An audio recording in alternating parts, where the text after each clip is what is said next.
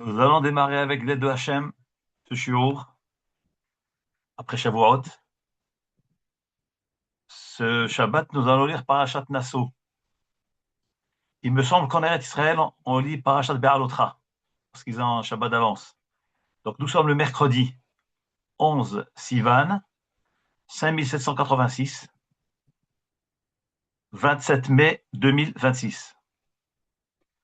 Le shiur que nous allons traiter avec l'aide de Hachem aujourd'hui, c'est le deuxième pérec de Pirkei Avot, bien que Shavuot est passé et que la période de la lecture de Pirkei Avot se passe entre Pesach et Shavuot.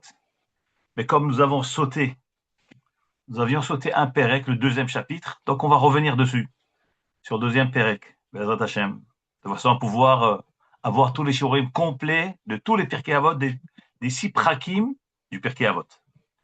Donc le deuxième Pérec de Pirkei Avot. La Mishnah dans Pirkei Avot, elle démarre, donc le deuxième Pérec, la Mishnah dit, Rabbi Omer, Rabbi dit, Ezoï derech yeshara. Quel est le chemin droit, idéal? Shiavor lo ha'adam. Rabbeinu Ovada de Bartonra traduit le mot Shiavor, c'est comme Shivror, que l'homme doit choisir. Je répète, Rabbi dit, c'est Rabbi Yehuda Hanassi, l'auteur de la Mishnah, les Mishnayot, il dit, Ezohi derech yeshara. Quel est le chemin, le droit chemin, le chemin idéal? Shiavor lo ha'adam, que l'homme doit choisir. C'est quoi le sens profond de cette question-là? En réalité, cette question, c'est une question que nous nous posons tous tout au long de notre vie, tous les jours, hommes, femmes, enfants. C'est le doute. On a un doute. On ne sait pas que choisir, que faire dans la vie, quelle est la bonne attitude à avoir dans telle ou telle circonstance. Donc c'est le doute. Il n'y a pas pire que le doute. Le doute, c'est ce qui va créer l'instabilité chez l'homme. Quand on a un doute, on est instable. L'incertitude. Et du coup, on est indécis et on ne sait pas ce qu'on fait. Et on ne fait rien en fin de compte. Pourquoi? Parce qu'on a un safek, on a un doute. Dans une des Mishnayot de Pirkei Avot, ou dans la Gemara, il est rapporté, dans Pirkei Avot, c'est rapporté ça. Aseh lecha rav, v'yistalek min ha-safek. Tu as un doute, tu es incertain, tu ne sais pas quoi choisir. Aseh lecha rav, fixe-toi un maître. V'yistalek min ha-safek, et sors du safek, sors du doute, ne reste pas dans le doute. Donc tu as un doute, va voir un rav à qui tu as confiance, soumets-lui tes doutes et il va t'aider. Vistalek minasafek. Par ailleurs, la Gemara nous dit En simcha ki hatarat asfekot. Il n'y a pas de joie pour l'homme plus que hatarat asfekot lorsqu'il arrive à résoudre ses doutes. Donc en fin de compte, le doute, c'est destructeur. Ça déstabilise. Le fait d'enlever le doute, eh ben, c'est la plus grande simcha. Lorsqu'on ne sait pas comment écarter le doute, eh ben, on va voir un rave à qui on a confiance. Eh ben, c'est justement ce que Rabbeinu Hakadosh nous dit dans cette Mishnah-là. Rabbi Omer, Rabbi Yehuda Hanassi dit, Ezohi derech yeshara, quel est le droit chemin, le chemin droit, le chemin idéal, shiavor lo adam, que l'homme doit choisir. Parce que l'homme, il ne sait pas, il a plusieurs chemins devant lui, à droite ou à gauche, être sévère ou pas sévère, s'énerver ou pas s'énerver, être tolérant ou pas tolérant. Tous ces doutes-là, être généreux ou pas généreux, c'est dans le sens, c'est la recherche de l'homme. Et ça dérange l'équilibre de l'homme. Nous dit alors Rabbeinu Akadosh, comment savoir si on est dans le bon chemin? Ezohi derech yeshara. Quel est le chemin droit? Shiavor lo Adam, que l'homme doit choisir. Il nous révèle son secret. Tu veux savoir quel est le secret? Comment choisir et comment ça, l'échelle de mesure que tu dois avoir pour être sûr que ce que tu fais est bien et que tu es dans le bon chemin. Eh bien, deux conditions. Nous dit Rabbeinu Akadosh. Kol shehi tiferet le'osea. Je vous traduis littéralement.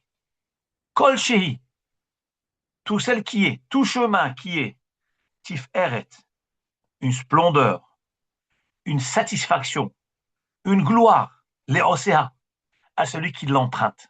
Donc la première condition de dire Rabbeinu Akadosh, tu veux savoir est-ce que tu es dans le bon chemin? Première condition, tu dois tester. Kol shehi tiferet le'osea. Ce chemin que tu as entrepris, est-ce que c'est un chemin qui t'amène de la splendeur, de la satisfaction, de la gloire? Si c'est oui, eh bien, tu as déjà une première condition remplie. Deuxième condition, vitif eretlo mina adam. Et cette gloire, cette splendeur et cette satisfaction, tif eretlo mina adam, il la reçoit aussi de son entourage, des hommes qui sont autour de lui. En d'autres termes, il y a la satisfaction personnelle. Quand je fais quelque chose, est-ce que je suis satisfait? Est-ce que je sens une splendeur? Je sens une satisfaction, une fierté, une gloire? Ça déjà, c'est un bon signe. Parce que si tu ne sens pas cela, si tu ne sens pas de satisfaction, tu fais un acte, mais tu es mécontent de ton acte. Ça ne te n'amène pas de splendeur, ça ne t'amène pas de gloire, de fierté, tu dois douter de ton choix. Donc dès lors où l'homme sent une satisfaction du choix qu'il a fait, il a une fierté quelque part. Ça, c'est la première condition. Deuxième condition, il ne suffit pas juste de se contenter que sa propre appréciation de soi-même. Non. Vetif eret lo min ha'adam. Il doit aussi avoir cette satisfaction de son entourage. Il faudrait que son entourage lui exprime une satisfaction, lui exprime une fierté, une admiration. Alors, si tu as ces deux conditions, nous dit Rabbeinu Akadosh alav shalom beruach hakodesh, eh bien, c'est un signe que c'est ça le chemin que tu dois choisir et que tu as bien choisi. Je vais vous lire un peu ce que nous dit Rabbeinu Ovado de Barthénoura. Kol shi'it eret le'osea. Que veut dire? Première condition, il faut que ça puisse amener une tiferet, une satisfaction à celui qui l'a fait. Nous dit Rav Barthénoura. Sheyehenu achlo. Donc moi j'ai un doute. Je dois agir de telle façon ou pas? Est-ce que je fais bien ou je ne fais pas bien? Ou est-ce que j'ai fait bien ou je n'ai pas fait bien? Et donc il faut réparer. Nous dira Barthénoura. Deux conditions. Déjà que lui soit satisfait de ce qu'il a. Il sent au fond de lui-même, en se basant sur le bon sens, sur son sentiment, il sent que j'ai bien fait, j'ai bien agi. Ça c'est Tiferet Le'osea. Deuxième condition de dire à Barthénoura, Ve'iyu nochim bene adam imenu. Et que son entourage, ses amis, puissent être satisfaits de sa conduite. Ve'zeye lecha. Et cette façon-là, cette chose-là, ce choix-là, tu l'auras. Comment un homme va pouvoir avoir ces deux notions-là, ces deux repères? Nous dira Barthénoura un principe clair. Ce principe est rapporté dans Barthénoura. Il est aussi rapporté dans le Rambam, dans le Chotchouva. Il est rapporté aussi dans le Rambam sur son commentaire sur Pirkei Avot qu'on appelle Hakdama Lishmona Prakim. Les 8 Prakim. Donc, il y a une préface qui s'appelle 8 chapitres, que Maïmonide a écrit comme préface sur le Pirkei Avot. Et dans cette préface-là, il dit justement ce principe-là. Quel est ce principe? Comme dira Barthénora. Lorsqu'un homme va marcher dans toutes ses mesures, dans toute sa conduite, dans le chemin du milieu, le chemin du milieu, l'équilibre, l'équilibre. Qu'est-ce que c'est un bon juif? C'est un juif équilibré, pas un juif fanatique, pas un juif extrémiste. La Torah veut que nous soyons équilibrés. Qu'est-ce que c'est l'équilibre? C'est ce que nous allons dire. C'est très important parce que c'est tout le sens de la vie. C'est tout le sens du judaïsme. C'est tout le sens de Avodat Hashem, de ce que Hashem attend de nous. Être un homme équilibré. Dès qu'on sent un déséquilibre, c'est un mauvais signe. Je continue ce que Rabbeinu Aviadot Barthénora a dit. Comment un homme peut obtenir ces deux éléments? Être satisfait de soi-même et que l'entourage soit satisfait de nous. Vézé, ceci, tu peux l'obtenir, tu l'auras. Lorsqu'un homme va marcher dans sa conduite, dans sa façon de faire, dans le chemin du milieu. Veloyate, il ne doit se détourner. Les Echad, Mishneh Aksavot, à aucune des extrémités. Nous dira Rabbeinu Aviadot Barthénora, tu restes au milieu, équilibré. Tu ne tends ni à droite ni à gauche, milieu. Exemple, il dit, d'ailleurs le Rambam appelle ça Shvil Hazahav, le chemin d'or, de l'or, cette matière précieuse. Le chemin qui est considéré comme chemin de l'or précieux, c'est le milieu, le juste milieu. Chez Im ou Keli Bioter, il donne un exemple. Si cet homme, au fond de lui-même, il a envie d'être avare, il n'a pas envie de donner de l'argent. Les gens lui demandent, ils toquent à sa porte, aide-nous, soutiens-nous. Non, je veux garder mes biens. Non, je veux pas donner. Tu veux de l'argent, va travailler. Alors nous dira Barthénora, à la Vachalom, cette attitude-là, d'avarice, yesh tiferet lo. C'est vrai que l'homme lui-même, il est satisfait, il dit, Baruch Hashem, chez Osef Mamon Harbe, il a récolté beaucoup d'argent, il conserve son argent n'est pas touché, donc lui-même est satisfait de lui. Aval, en bene adam mefaharin oto bimiddazu. Mais son entourage ne le glorifie pas, ne le loue pas par cette conduite-là. Parce que cette attitude d'avarice est un défaut. Pourquoi? Parce que cet homme-là, il garde tout pour lui. Il est content. Il ne va pas devenir pauvre. Il a ses biens conservés. Mais son entourage sont mécontents de lui.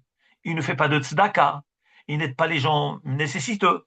Donc il dit, ben Adam et Farin, son entourage n'est pas satisfait de lui. Donc vous voyez là, il a une qualité, entre guillemets, qu'on appelle pour soi, il est content de lui-même, mais la deuxième condition qui est l'entourage d'être content de lui, là, ils ne sont pas contents de lui. Donc ce n'est pas la bonne conduite à avoir. Nous dira Barthénora un deuxième exemple. Cas inverse. Alors, vous savez que dans la nature de l'homme, il peut être extrémiste, l'être humain, dans sa nature. Si l'homme se dit, c'est quoi? Puisque maintenant, il faut que je donne, il faut que je fasse du chesed. Alors, qu'est-ce qu'il va faire? Il va aller à l'extrême.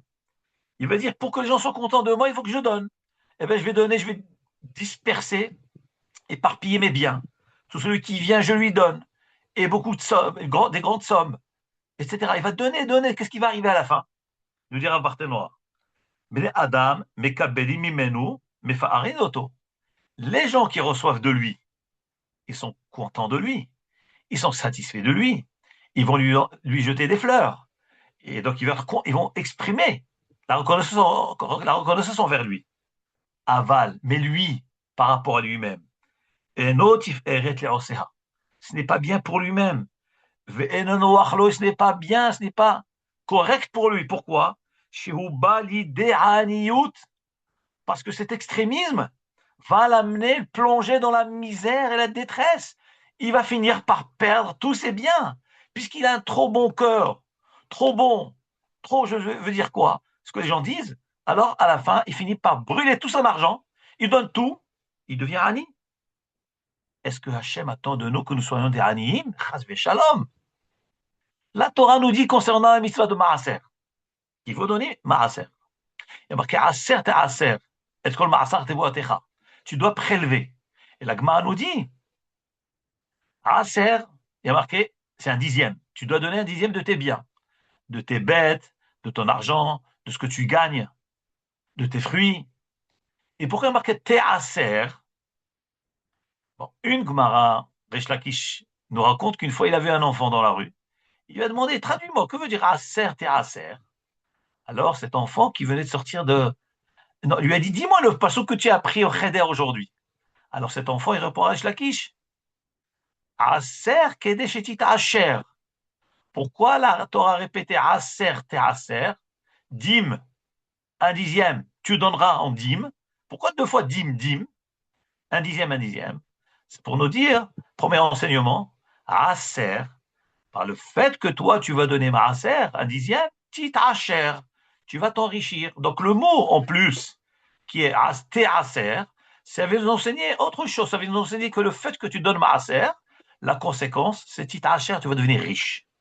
Donc on voit de là, nos Chachamim nous disent que dans toutes les mitzvot, on n'a pas le droit de mettre à l'épreuve Hachem Yitbarach. On n'a pas le droit, Hachem nous demande de faire des mitzvot, on fait les mitzvot par décret du roi. Mais une seule chose, on peut mettre à l'épreuve Hachem, c'est dans le Maaser. Comme il est marqué dans le Navi, Behanunina bazot, Haviou et Maaser et Betaotsar. Akadosh Baruch Hu dit, à travers le Navi, Haviou Maaser et Betaotsar. Amenez le Maaser au trésor, au Betamikdash. Ubhanunina bazot. Et mettez-moi à l'épreuve. Imlo eftah lachem et arubat hashamayim. Mettez-moi à l'épreuve, vous verrez, je vous ouvrirai les lucarnes du ciel, je vous ouvrirai les conduits du ciel.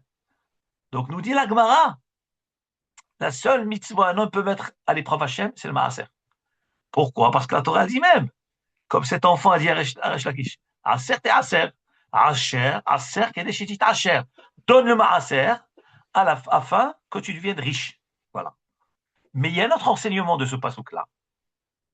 C'est que nous apprenons de là que la mitzvah de Maaser, c'est un dixième. Celui qui veut te mehader, il peut donner deux fois un dixième. C'est-à-dire 50, normalement c'est un sur 10. Ça veut dire 10%. Et s'il veut plus, il peut donner 20%. D'où on tire cela? Parce qu'il est marqué dans le passouk, Aser, te Aser. Prélèvement, tu prélèveras. Puisqu'il est marqué deux fois, c'est pour nous dire que si tu veux donner plus, tu peux donner plus. Mais pas plus que ça. Pas plus que ça. Pourquoi pas plus que ça? Et même la Gemara par ailleurs nous dit, un homme qui veut te mehader dans le mitzvot, embellir la mitzvot,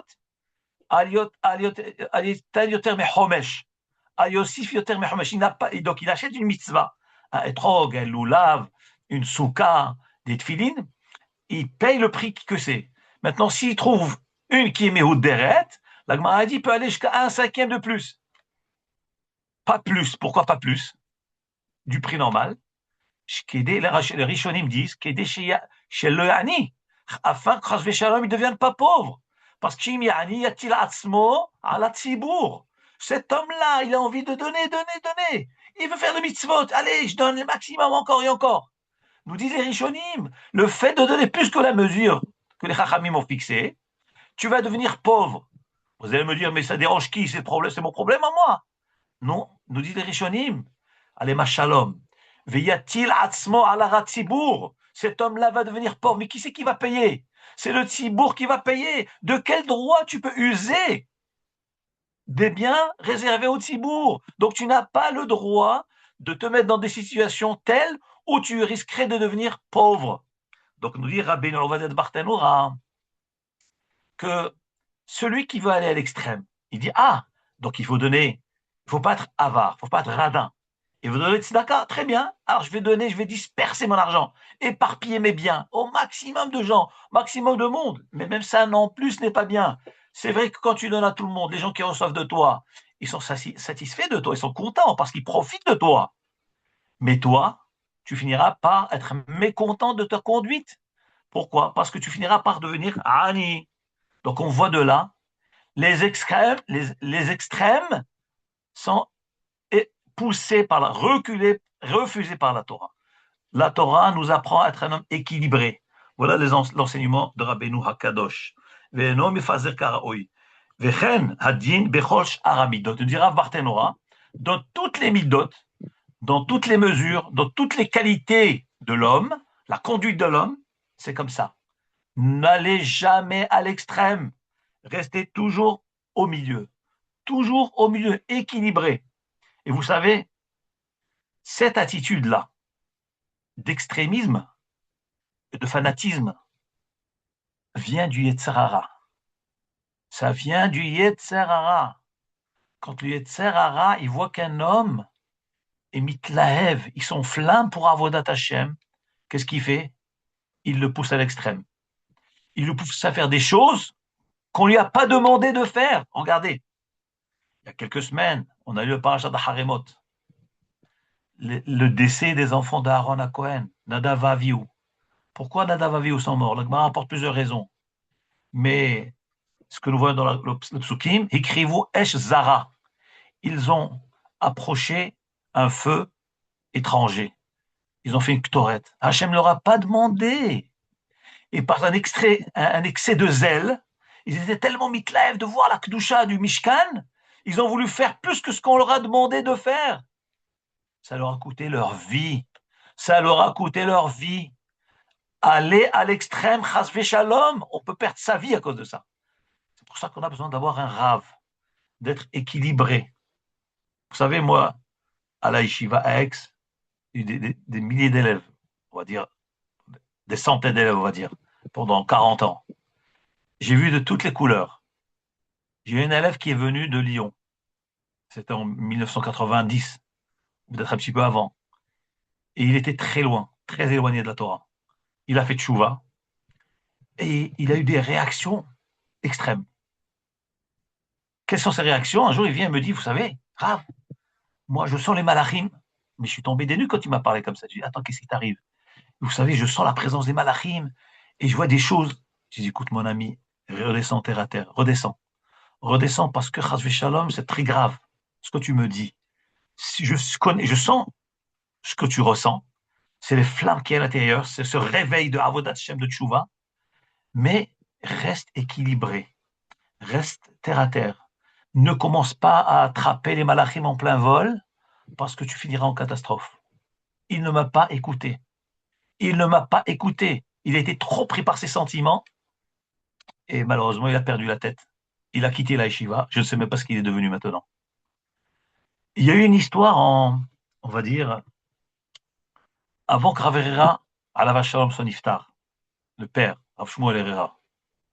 On avait un élève qui venait au Beth Midrash, un bachour qui a fait première terminale. Et dans ses premières années, la première année, il s'est mis à s'habiller en blanc tous les Shabbats. Tous les vendredis soirs, il s'habillait entièrement en blanc, il rentrait au Beth Midrash, faisait la file avec tout le monde. Il avait l'air normal, un bachour tout à fait normal, de famille normale, de parents normaux, tout normal. Rav Herrera, alav shalom, il vient et me dit, écoute, Mordechai, je t'en supplie, fais-moi chesed gadol. Prends ce bachour, parle-lui, parce que moi, je ne veux pas lui parler parce que j'ai peur qu'il prenne mal la chose. Parle-lui. Je lui ai dit qu'Hachem me donne les bons mots. Je lui ai dit, ça remonte à 40 ans, ce que je vous raconte là maintenant. 35, 40 ans. Ce bachour, après la tfila de vendredi soir, j'étais le voir. Et je lui dis, Shabbat Shalom. Il me dit, Shabbat Shalom. Je lui dis, mais je suis émerveillé de te voir habillé comme ça en blanc. J'imagine c'est votre Shabbat Kodesh. Il me dit, bien sûr. Je lui ai dit, tu sais, je vais même amener des références à ce que tu fais. Il était tellement en confiance avec moi, il m'a écouté. Il cherchait des références. Je sais bien que ce qu'il faisait, ça figurait quelque part. Il ne l'a pas inventé de sa tête. Et je lui ai amené les références, marquées dans le Kafachaim. Le Kafachaim dit qu'Alpi Kabbalah, il y a une chose, il y a un Inyan, une notion que le Lel Shabbat, il faut s'habiller, à mettre 4 habits blancs. Al-Pi Kabbalah, 4 habits blancs. Comme le Kohen simple, il mettait 4 habits blancs. Eh bien, Lel Shabbat, après le mikvé, mettre 4 habits blancs. Il a entendu le Kafraïm. Oh, il l'a sauté en l'air. Il a dit, ah, Baruch Hashem, au moins, voilà, il y a quelqu'un qui me défend. Et j'imagine qu'il a déjà entendu des gens autour de lui qui étaient contre lui. Mais je lui dis, une fois que j'ai senti bien rassuré, je lui dis, mais en fait, entre nous, je te pose une question. Est-ce que dans cette bête à Midrash, où il y a une centaine de Bachorim, tu as déjà vu quelqu'un qui s'habille comme toi? Il me dit non. Est-ce que tu as vu un Rav qui s'habille comme toi? Il me dit non. Il me dit, il y a en Eretz Israël, mais pas ici. Donc, ni Bachorim, ni Rabbanim, qui est le seul, le taureau blanc. Tu vois, tu penses pas que c'est bizarre cette attitude? Il me dit, mais pourtant c'est marqué. Mais pourtant c'est marqué. Pourquoi vous me dites que c'est bizarre? Mais c'est marqué. Mais je lui dis, dis-moi, qu'est-ce que ta logique dit? Le bon sens, qu'est-ce qu'il dit? Il me dit, vous avez raison, le bon sens dit que c'est trop bizarre. Personne ne s'habille comme ça et pourtant c'est marqué. Donc je lui ai dit, tu déduis de là que pas chaque chose que nous lisons, nous découvrons dans la halakha, il faut la pratiquer.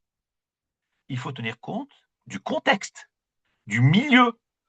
Et je lui dis, mais qui te dit que moi je ne porte pas les 4 habits blancs tous les Shabbats? Mais je ne les porte pas sur mes habits, je les porte en dessous. 4 sous-vêtements blancs. Et pourquoi je fais ça? Parce que je veux d'abord gagner cette halakha al-pi Kabbalah, des 4 habits. Quand je peux le faire, je le fais. Chaussettes, tricots, sous-vêtements, talit, 4 habits blancs. Et je suis comme le Kohen. Et je suis habillé Shabbat avec les 4 habits blancs. Mais je ne mets pas ça exposé au monde, qui est différent de moi. Donc tu vois, tu mets ces habits, tu es content de toi-même, tu es satisfait de toi-même. Et tu as des références que je viens de t'amener. Mais ton entourage n'est pas content de toi-même. C'est exactement la Mishnah de Rabbeinu Akadosh. Ezoïder Heshara. Quel est le chemin qu'un homme doit choisir? Il faut que toi, tu sois content de ce que tu fais, et convaincu et satisfait, et ton entourage doit être aussi satisfait de toi. Mais si toi, tu es content de toi, mais ton entourage, tic, lorsqu'il te voit, c'est un mauvais signe. Change tout de suite d'attitude. Je vous assure que le Shabbat après, ce Bachour ne s'est plus habillé en blanc. Il s'est habillé normalement. Et je lui ai révélé, sache que chaque fois qu'un homme avance dans Avodat Hashem, évidemment, il a des émanations, une inspiration de Avodat Hashem, de Kedusha, et c'est une vraie inspiration, et c'est une vraie Kedusha. Mais seulement le Yetzer Hara, il voit qu'il va perdre un fidèle. Qu'est-ce qu'il fait? Il met le paquet, il le pousse à l'extrême. Et quand on te pousse à l'extrême, toi, tu es convaincu que c'est Avodat Hashem. Tu doutes même pas que c'est le Yetzer Hara qui te fait ça. Mais tu te rends compte à la fin que tout le monde se moque de toi. Tout le monde rit de toi. Et après, tu dis quoi? C'est ça la Torah? Je jette la Torah. Chas v'shalom. Donc ça veut dire qu'il te ridiculise. Et pourtant, c'est dans les mitzvot qui te fait faire ça. Donc on voit de là l'équilibre.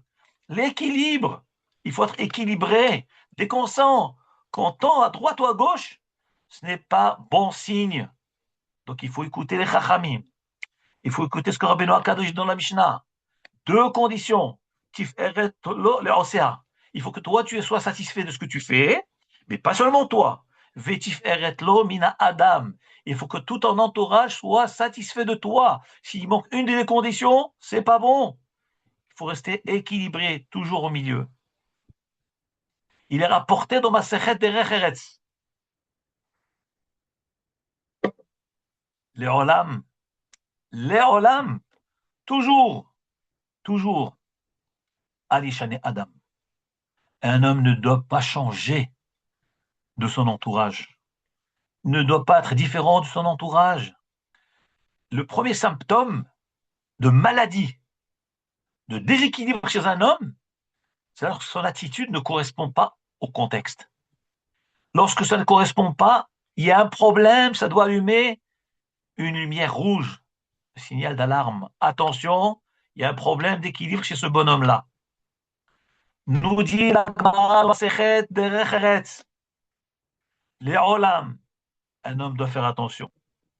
Lo yehi Yoshev ben haomdim. Ne sois pas assis parmi des gens debout. Omed ben Ayoshvim, ou debout parmi des gens assis. Soheg ben Abochim, ne ris pas parmi des gens qui pleurent. Boché ben Atsohakim, ne pleure pas parmi des gens qui rient. Dites-moi, on est à Purim, on est Sameach, t'as un bonhomme qui se met à pleurer.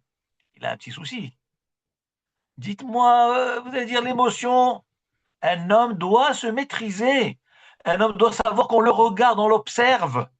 Toute attitude inhabituelle, inappropriée, laisse entendre que la personne est déséquilibrée ou la personne est dépressive. Sachez-le, on est avec tout le monde rigole, un il pleure. Attention, c'est mauvais signe. Les psychiatres, ils savent ce que c'est. C'est un problème de dépression. Vous comprenez? Les chachamim nous ont déjà enseigné cela. Les olam, fais attention quand tu es avec des gens. Si tout le monde est debout, mets-toi debout avec eux. Tout le monde est assis, assieds-toi avec eux. Évidemment, par exemple, dans la halacha, on a un dîn. Le Kaddish, les Sfaradim s'assoient pour le Kaddish. Les Ashkenazim se mettent debout pour le Kaddish. Si un Sfarad se trouve dans un minyan absolu, Ashkenaz absolu, entièrement Ashkenaz, et que la majeure partie de la salle se lève, eh ben, nous avons le devoir de nous lever avec eux. Vous imaginez? Pourtant, le Sfaradim ne se lève pas.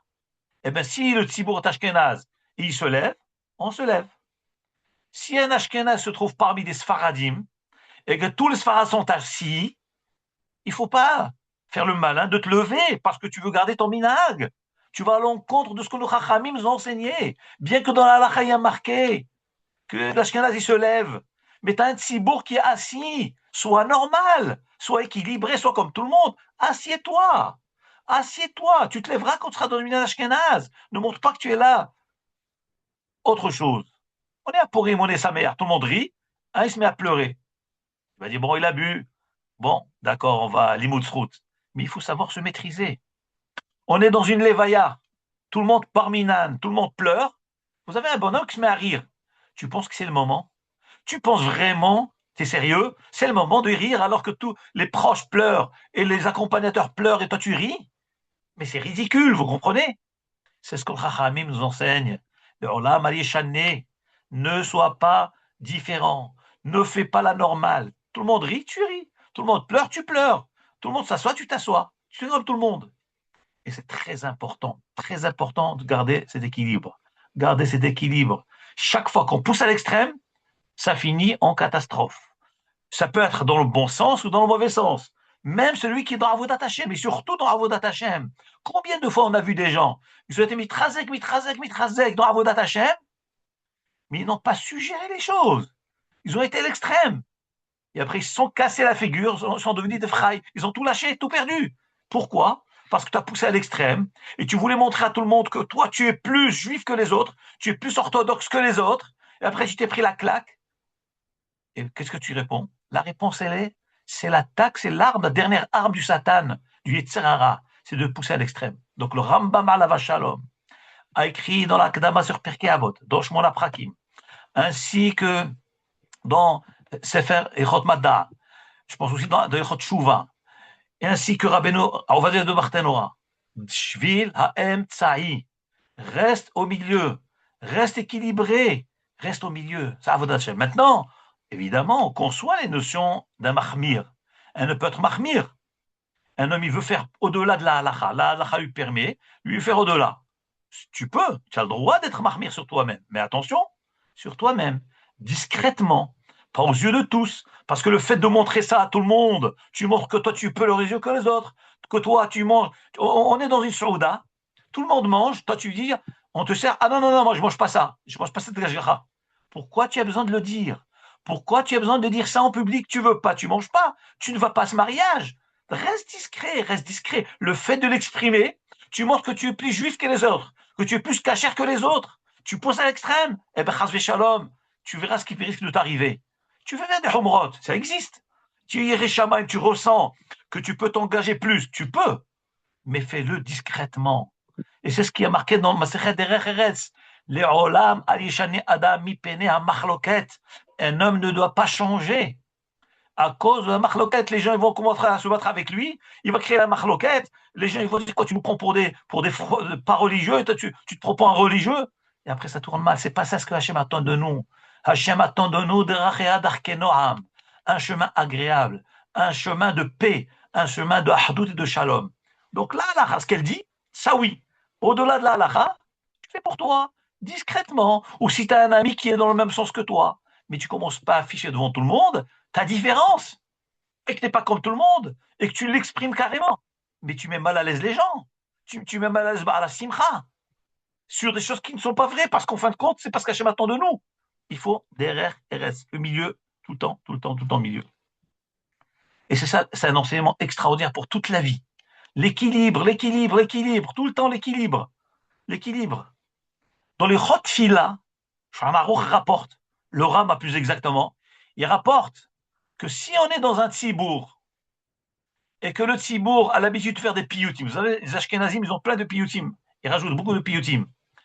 Et c'est d'ailleurs ce Sfaradim aussi.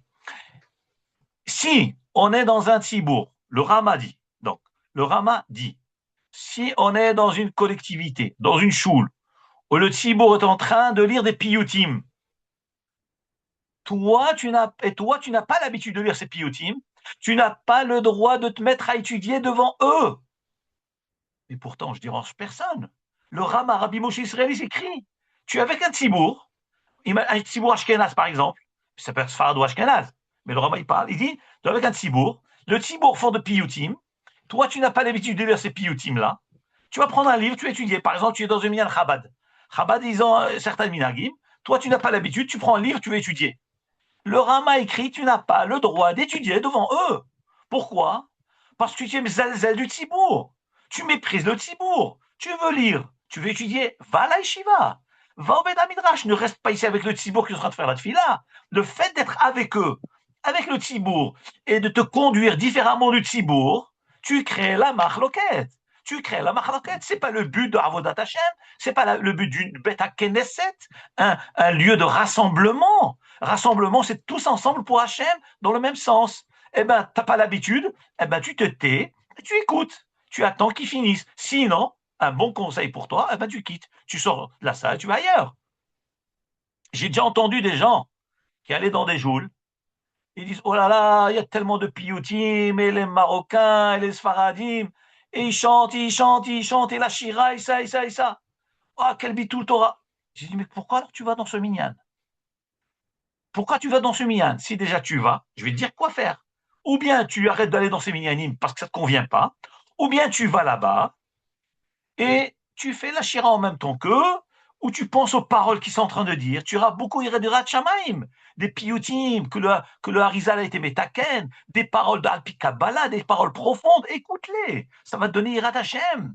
Ça va te donner Yirat Hashem.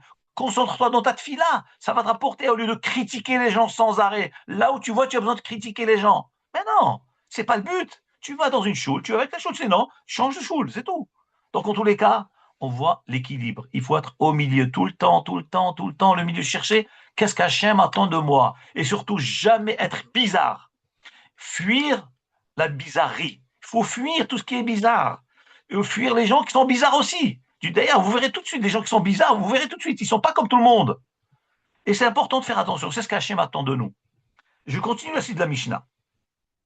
Veheve Zahir, nous dit la Mishnah, Rabbi Akadosh dit, Veheve Zahir, sois prudent, attentif, be mitzvah kala kebahamura, dans une mitzvah facile à faire, kebahamura comme une mitzvah difficile à faire.